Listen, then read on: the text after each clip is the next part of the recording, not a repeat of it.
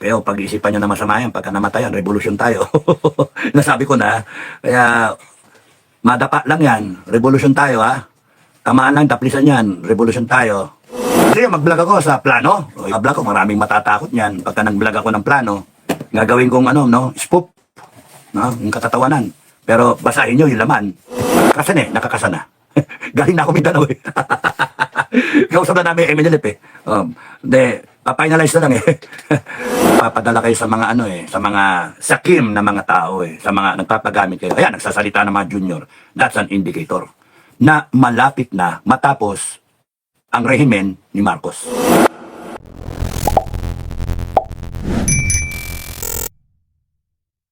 Kaya huwag niyong gagalawin. Sabi ko nga huwag niyo nang galawin si Inday, huwag niyo nang galawin si Duterte. Hayaan niyo na, tapusin na lang natin problema ng Pilipinas. Pwede naman, di ba?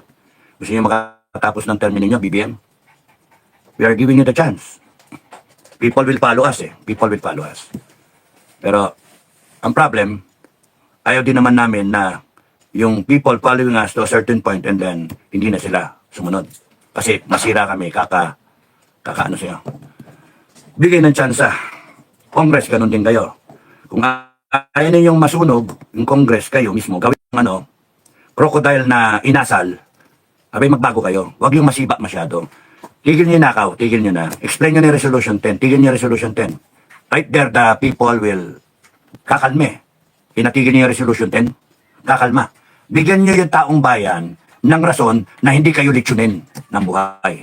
Kasi kayo, Congress, ang gawin niyo, ayusin nyo na lang, explain na lang kayo sa pera. BBM ganun din. Alcoholical drug test ka, explain ka, baka makatapos kayo sa term nyo. Pero yung, kita nyo yung, babanat kayo yung January 6. Sana may masmasang kayo. Kasi the moment gawin yung January 6, tapos na kayo. Tapos kayo. Hindi kayo abutin ng February. Sara will be president. Akala nyo, nagbibiro ako. Hindi. Serious ako. Pagka tinuloy nyo yung January 6 ninyo, yung balak ninyo, no? I'm trying to tell you, explain to you, the graveness of the situation. Putragis kayo, babayaran nyo isa't kayo, pera ng taong bayan, ibabayan nyo para impeach si Inday Sara. At itutuloy pa yung ICC na yan kay Digong. January 6, papanoorin lang namin kayo, panonoorin lang. Babiyahe pa nga ako eh. Mag-abroad kaya muna ako. Nakinig kaya yung Congress. Pagka pinilit nyo, tapos na kayo. Sabi sa inyo Senate, Congress, BBM. Tamba. Para sa iyo to tamba, BBM. Ituloy nyo yung January 6, tapos na kayo. You will not. Hindi kayo abot ng pari. Hindi ako nagtetreten. I am informing you. I am informing you. Hindi kayo abot. hanggang January 30 lang kayo. Kayo may kagagawan ng sarili niyong pagbagsak. Hindi ako. I don't even have to lift a finger. I don't even have to say, tara na, ngayon na. Yung hudyat, ngayon na. Wala, I don't even have to do that eh. Because it's the people eh. No? Yung people eh. Kasi yung mangyayari yung the people will unleash yung leader sa bawat isa. Yun ang nakakatakot. When the Filipino people begin to think they are in themselves inherently leaders. Doon kayo matakot. Millions of people thinking at the right time, the right moment, the right season. Parang The Voice, One voice. One voice. Lahat sila thinking, we are leaders. Retired General, 4-star. Tatayo ako. Puta, retired sergeant, tatayo ako. Puta, ex-cadet, tatayo ako. Retired engineer, lawyer, teacher, OFW retired, bumalik na rito. 80 years old, 75 years old, nakasaklay na, may tungkod, nirarayuma, tatayo. When that moment comes, they don't need a Captain Dado, a Commander Dado, they don't need the Metran, they don't need the FGF. Magaganyan lang, ano nangyari? Everyone thinking they are all leaders. Thinking that they will stop this stupid nightmare na pinasok ng bansa natin dahil sa mga kagagawan ninyo, hayop kayo. They have to do something. When that time comes, dahil sa kagagawan ninyo, pilit nyo yung January 6 eh. Pilit nyo. When that time comes, you will not last until February. February 1, wala na kayo. Sunog ang Malacanang, sunog ang Congress. Sunog lahat kayo. Tapos tatapahin kayo ng taong bayan. It's going to be a French-type Filipino revolution. Is going to be followed by a cultural, Chinese-type, Filipino cultural revolution. Two revolutions in one. Ang ipagpipilitan nyo is going to be an American Civil War, American Revolution, North and South. babaklas ang Mindanao. Mababaklas, sigurado yun. Babaklas ang Mindanao. Visayas, ewan ko kung saan sasali. No? Sabi siguro ng Visayas, sama kami Mindanao, sama kami. And it's going to be, hindi nyo na may babalik yun. Republic of Mindanao. Republic of Luzon o Pilipinas. Republic of Bangag. Yun ang mangyari. Republic of Crocodiles. Saan kayo pupunta? The junior officers, nakikita yan. Nakikita yan. Kaya nga sabi sa inyo, they have the benefit of history. They have the benefit of an insurgency, no? Decades of insurgency. They have the benefit of retired upperclassmen soldiers who has the experience. Huwin nyo na lang ang mga sundalo nating retirado, mga sargento natin, kahit private yan, corporal, they have something to say. They took part in this shameful history of ours. Nung kausap ko nga yung mga MNLF, sabi ko, ba't ba kayo nag-aaway ng MI? Ba't kayo nag-aaway? Kita niyo, mamamatay na tayo pare-pareha. Sabi ko, hindi ba pwede ayusin na lang natin to? Ayusin na lang natin to. Pag-usapan na lang natin to. Gusto niyo, Jack and Poy na lang eh. Jack and Poy, Pompiang. Gusto niyo ba bang manahin ng mga younger generations ng mga Lim Brothers? Tayong mga Kristiyano, gusto pa ba natin ipamana sa younger generations ng Kristiyano? Hindi ba natin pwedeng sabihin Pilipino na lang tayo lahat? And then umabante tayo. Nung sinasabi ko yung sa commander ng MNLF, ayusin na lang natin to. Mag-agree na lang tayo na pagka may dayuhan, niluso tayo, yun ang patayin natin. Pero yung patayin natin yung isa't isa, pares tayong Pilipino.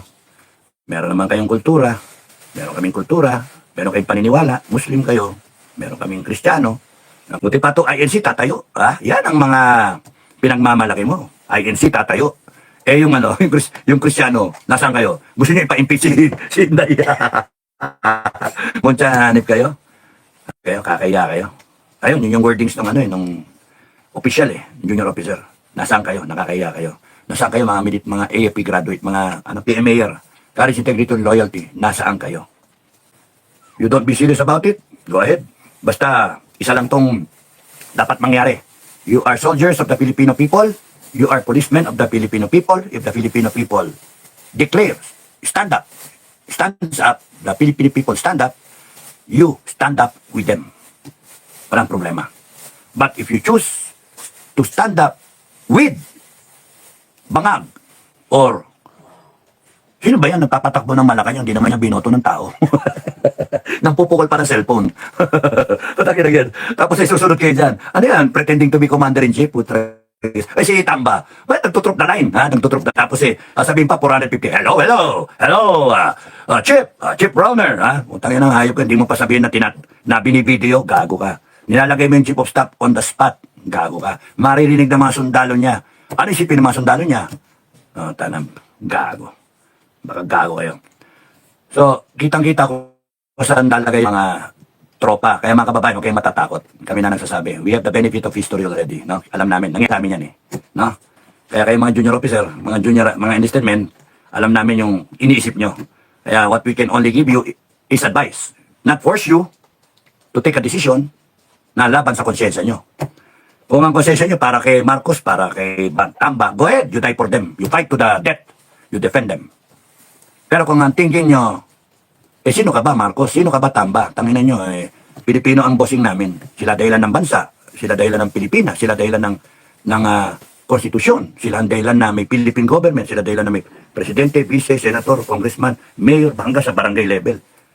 Sila ang dahilan Kaya nga sila pa nga may dahilan na merong ayuda na sinasabi na ipagbabawal natin yon. Silang dahilan kung bakit kinakailangan makipagpatayan tayo sa China. Kayo, makipagpatayan kayo sa China kasi kinukuha nila yung resources ng taong bayan. Na pinapakilaman yung sovereignty ng taong bayan. Kasi sangayon sa konstitusyon, you will uphold the sovereignty. So, ang existence ninyo, judiciary, executive, legislative, is all anchored beyond contestation. All anchored sa taong bayan. Ano sinasabi nyo ngayon na mali ang taong bayan? Ano mangyari yun? Kaya taong bayan talaga mangingibabaw. Kahit saan nyo daanin. Kaya mag-civil war tayo, magpatayan tayo, mag-revolution tayo, o peaceful transition tayo, o mag-revolutionary government tayo. Wala sa solusyon ang junta. Sinasabi ko wala sa solusyon ang junta. Yung mga nag-iisip dyan na maghuhunta, military, civilian junta, no way. No way, I will fight that idea, no? No. Pagka nakatikim kasi ng power, hindi handa ang armed forces natin sa ganyan. Ako na nagsasabi. That's why I'm going to oppose it vehemently. No? When the idea of a junta was alleged to, was presented, no? When I heard it, sabi ko, no junta. No junta. I said vehemently, no junta. Like, kahit 3 months to 1 year para ayusin. No junta. Pwede namang ayusin niya ng presidente. Doon tayo sa Constitution. That's why, Madam President, laki ng problema mo. Laki ng problema mo. Ay, naku, laki ng problema mo. Pero, supportahan ka namin.